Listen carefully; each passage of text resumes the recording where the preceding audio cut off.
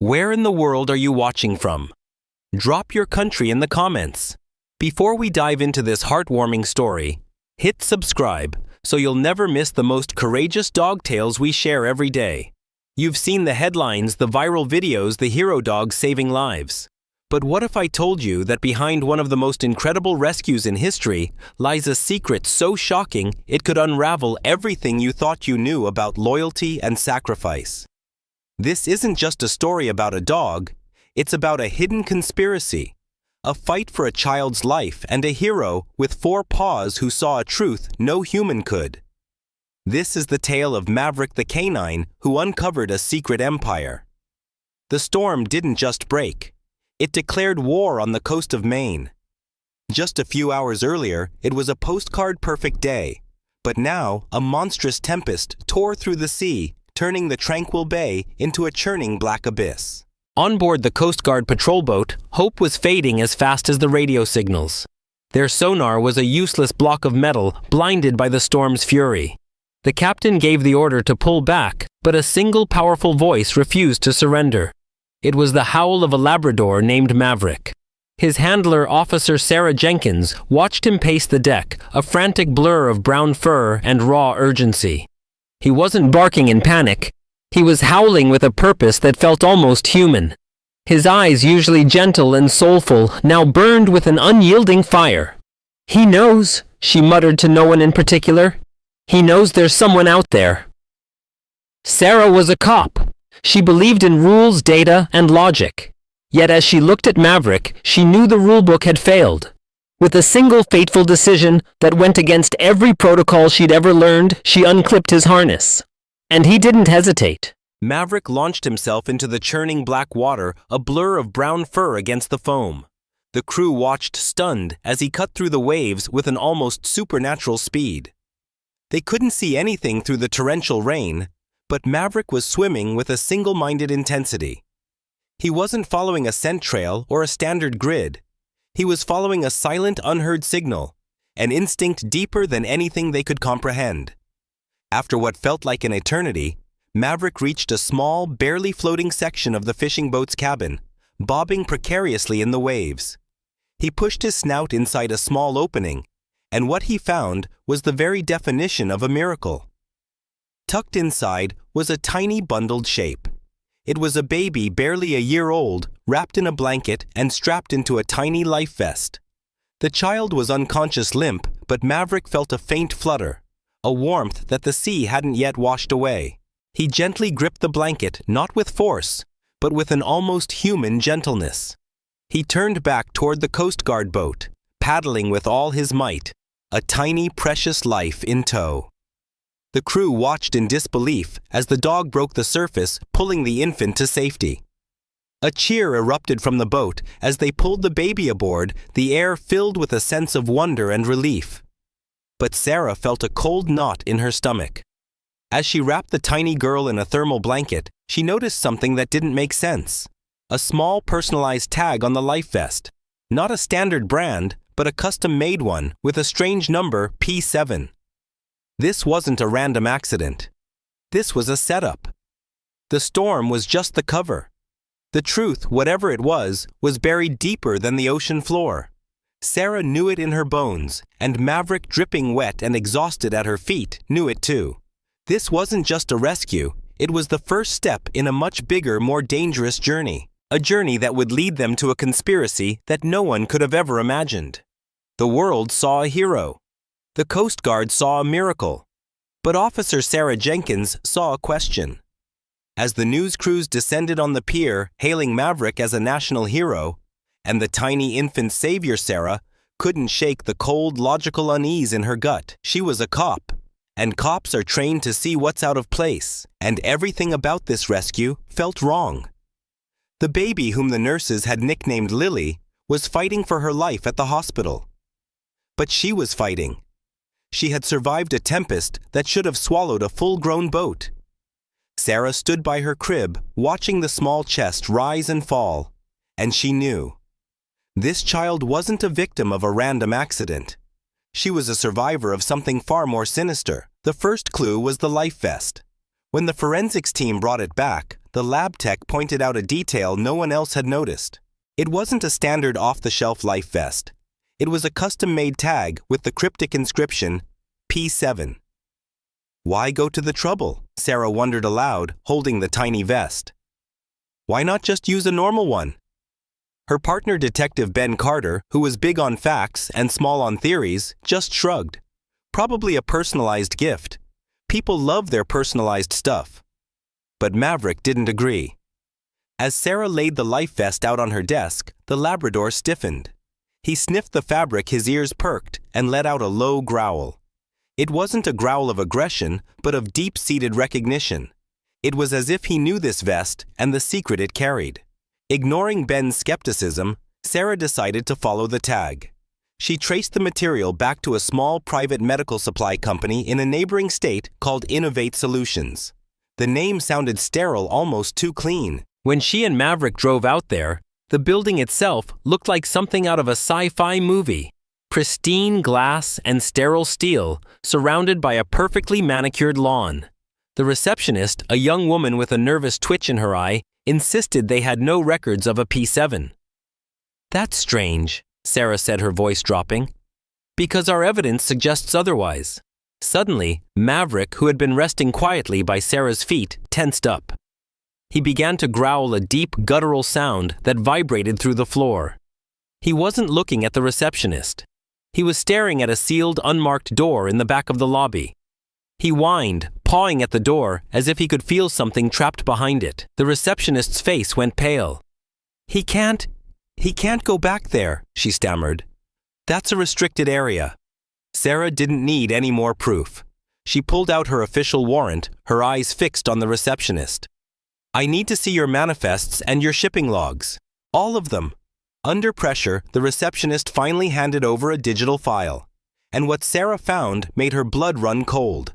There were no tags marked P7 in the company's general records. But buried deep within a confidential shipping manifest, she found a series of entries coded P-Series. And there, next to a high-tech lab's address, was the entry for package P7 shipped 2 years ago. The lab's name was familiar. The Vance Institute for Genetic Research. Maverick stopped whining. He just looked at Sarah, a quiet, knowing look in his eyes. He had known all along that this was more than just a vest. He had found the first thread of a conspiracy, a thread that led not to a company, but to a dark secret buried within a lab. The simple, heroic rescue in the storm was no longer simple. It was the first act of a thrilling, high-stakes investigation. An investigation that would soon lead them to a name, a tragic past, and the chilling reason why someone wanted this baby to disappear forever. The name on the manifest, the Vance Institute for Genetic Research, echoed in Sarah's mind. It wasn't a name she had expected to find, but it was a name Maverick had led her to with an unerring sense of purpose. As she drove back to the city, the sterile, cold logic of the situation began to crack, revealing a much more personal and tragic story. A quick search of old police files revealed the first piece of the puzzle, a missing persons case from 2 years ago. The victim's name, Eleanor Vance. Sarah's heart sank. She wasn't just any missing person. She was a brilliant but troubled biology student who had vanished without a trace from her university's prestigious genetics program. Her case had gone cold after 6 months. Vance, like the Vance Institute, Sarah whispered to Maverick, who was resting his head on her lap in the cruiser. He whined softly, as if he knew the tragedy that was about to unfold. Maverick's instincts led them to Eleanor's old apartment. The place had long been cleared out, but as Sarah stepped inside, a shiver ran down her spine. The air still carried a faint echo of sadness and despair. Maverick, however, was focused. He sniffed the floor, then a loose floorboard beneath a window. "Is this it, boy?" Sarah asked. He pawed at the board. She knelt and pried it open. Tucked away inside was a small, dusty shoebox.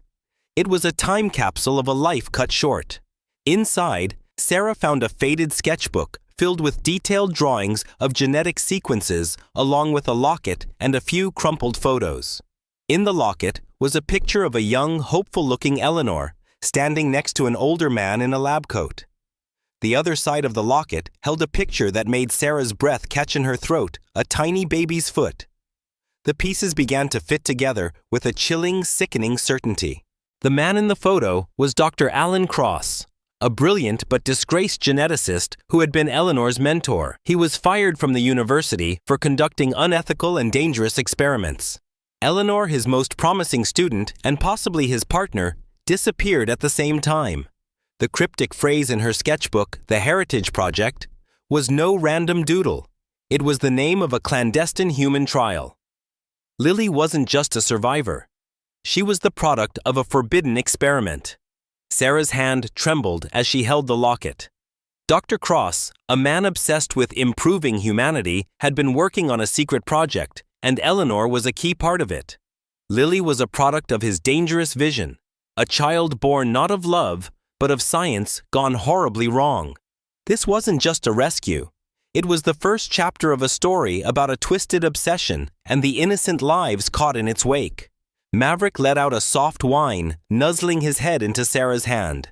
He knew.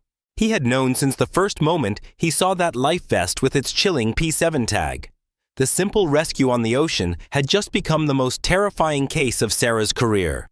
A case that would put her and Maverick directly in the crosshairs of a powerful and ruthless organization that would stop at nothing to retrieve their lost asset. The ghosts of the past were not content to remain in the shadows. They were coming back for what they believed was theirs. Sarah's discovery of the Heritage Project sent a tremor through her and a jolt of raw purpose through Maverick. They weren't just searching for a killer. They were hunting a ghost, a brilliant, dangerous man who had blurred the line between science and madness. And as soon as they began to dig, the ghost began to fight back. The first sign of trouble came not in a threat, but in a strange silence. All lines of communication with Sarah's precinct suddenly went down a perfectly timed system malfunction. A chill ran down Sarah's spine. The people behind this knew who they were, and they were watching. That night, as Sarah pulled her cruiser into her driveway, an unmarked black sedan was parked across the street. She didn't hesitate. "Maverick Code Red," she whispered. The Labrador's ears perked instantly, his body tensing into a coiled spring. The ambush was professional and precise. As a figure in black moved out from the shadows, Maverick didn't wait for a command. He launched himself out of the car, a streak of brown fur and pure fury. The man, a seasoned operative, was clearly not prepared for a 90-pound Labrador missile. He stumbled back, dropping a strange-looking duffel bag. This wasn't a warning. It was a retrieval attempt. They didn't want to kill Sarah. They wanted to take back their property, the baby girl. The skirmish was over in seconds. The man was cuffed and on the ground, but he smirked as Sarah looked down at him. "You've stirred something far bigger than you can imagine," he said, his voice cold and confident. "You're fighting a ghost, and you'll never win." His words and the chilling contents of his duffel bag, a tranquilizer gun, duct tape, and syringes, confirmed Sarah's worst fears. They were not dealing with common criminals. They were up against a well-funded, organized, and ruthless operation. Lily was an asset, and they would stop at nothing to get her back. But the biggest twist was yet to come. With Maverick's uncanny sense, Sarah and the man's phone records, they tracked the operation to an isolated, abandoned research facility just a few hours' drive away. The place looked like a derelict warehouse, but Maverick's nose was locked on something, a scent that led him to a hidden entrance. Inside, Sarah discovered a chilling truth that made her knees weak. Lily was not the only one. There were others. In the cold, sterile rooms, she found records photos and medical files of other children, all subjects of the Heritage Project. They had all vanished from various orphanages and troubled homes over the years. Lily was just the most recent, the one they had tried to erase. The man on the street wasn't just there to retrieve Lily. He was a part of a larger team sent to capture and return all their assets. This wasn't just about one baby. It was about dozens of innocent children used as lab rats in a twisted game of genetics. The rescue of Lily wasn't a miracle, but a key that was about to unlock a horrifying, long-buried secret. The true heroes were not just Sarah and Maverick, but also the brave ghost of a mother who had managed to get her child out just in time, sending her out to sea with the hope that someone or some dog would find her. The race against time had just begun, and this time the stakes were higher than ever. The warehouse raid was a blur of flashing lights and shouting voices. The conspirators were arrested, their twisted research seized, and the children rescued. The story that had started with a miracle on a stormy sea was now a national scandal, exposing a shadowy world of illegal human trials. Sarah and Maverick, once just a cop, and her canine were hailed as national heroes. But for Sarah, the true victory wasn't in the headlines. It was in the hospital, where she watched Lily now safe laugh for the first time. The doctors said the baby would be fine, but her future was uncertain. Sarah was offered the chance to adopt her to give her a forever home. Her heart ached to say yes, but her mind, the logical part of her that had almost failed her, knew better. A police officer's life was too unpredictable. Lily deserved a chance at a normal, stable life. So with a heavy heart, Sarah made the hardest choice. She helped place Lily with a loving, dedicated family who lived on a quiet farm outside the city, a retired pediatric nurse and her wife, who promised to give Lily all the love and stability she deserved. The video closes on a quiet, emotional scene. It's a sunny afternoon, and Maverick, no longer an obsessed protector, is now just a happy, playful Labrador. He's in a sun-drenched field chasing a ball. And there, laughing and clapping, is Lily, now a thriving toddler. Her laughter echoes through the air, the most beautiful sound in the world. The voiceover reflects on the nature of heroism. Maverick didn't save Lily because he was trained to. He saved her because he sensed her pain, her fear, her innocent soul crying out for help. He followed a truth that transcended all logic, a belief that some lives are worth risking everything for. He didn't need a reason. He just followed his heart. And in the end, isn't that what all heroes do? This isn't just a story about a brave dog. It's a story about the unshakable bond between a human and an animal, about the instinct to protect, to love, and to fight for those who cannot fight for themselves. It's a reminder that sometimes the greatest heroes don't wear capes. They walk on four paws. And that brings us to the end of our story. We know this was an emotional, intense journey, but it's a powerful reminder of what loyalty and courage can truly accomplish. What do you think? Do you believe a dog's heart can hold a secret that humanity has forgotten? Have you ever witnessed an act of animal heroism that defied all explanation? Let us know your thoughts in the comments below. And if this story moved, you don't forget to hit that subscribe button and the bell icon so you'll never miss the most incredible and heartwarming stories we share every day.